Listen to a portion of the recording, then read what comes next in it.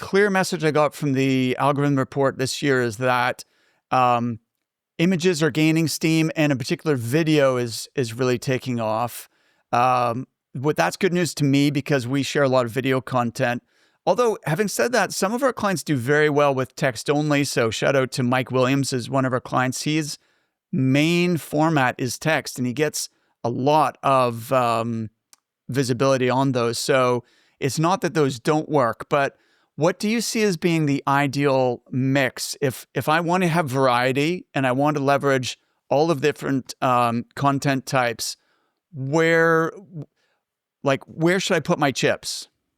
Yeah, that is depending on many elements. One of is obviously your personal favorite or your personal preference, because I can tell my clients, for example, LinkedIn algorithm is boosting videos, so you should record videos and publish videos. But if they don't feel comfortable, it doesn't fly. It doesn't work.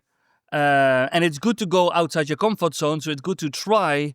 But I have people literally coming back to me and say, Richard, I did some videos. They didn't perform well. I didn't feel comfortable. It was just not me. So I went back to text post or to text image post. The most important thing is that you realize that your content strategy in terms of format should be built on a minimum of 3 different formats. Okay, that's what LinkedIn values. We see that people who have every time the same post, as I just mentioned, get substantial less reach.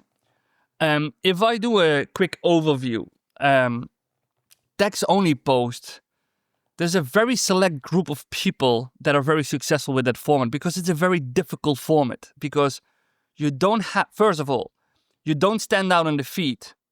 It's just 2 lines of text, and you compete with visuals, carousels, videos that have a large visual.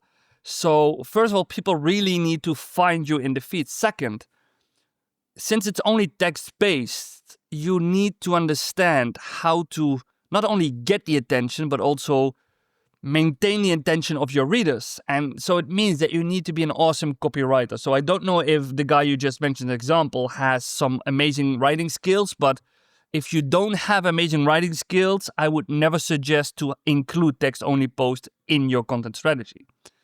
I also see a lot of people coming from X, formerly Twitter, and using LinkedIn with short, text-only messages, which sometimes fly because instantly, but I will mention why they fly later on. Text plus image posts has always been a very successful post on LinkedIn. It's also what we call the default post, and it's also what a lot of people feel comfortable. In fact, 60% of all the posts being published on LinkedIn are a text with image, 1 or multiple images, because that's what we do. We write text, we include a picture, we hit post, job done. And you can use this post to not only position yourself as a thought leader, but you can use it for events, you can use it for educational when you have an infographic. So it's a very easy to use format. My personal favorite is what LinkedIn calls document posts. People often refer to those as carousel posts or PDFs, where you upload a PDF, it becomes a slideshow. And it's one of my personal favorite for the reason that you can combine visual with more process-related things. I can literally, if I want to share something about the 6 stages of a successful recruitment process, I can literally have 1 visual, 1 slide per step. So it's easy to follow, easy to digest. Also, very important, people love to save carousel posts, and saves will bring a lot of additional reach. So it's also a post that we love to save. The reason why video is booming is because literally LinkedIn tweaked the algorithm last year when they introduced the mobile feed, vertical feed. And it's also important to say that it's mainly vertical videos that perform very well. And also videos that are natively uploaded to LinkedIn. So please don't make the mistake to go to YouTube or Vimeo, because then it becomes an external link post. But native videos vertically optimized for mobile, they get a huge push in the back from the algorithm.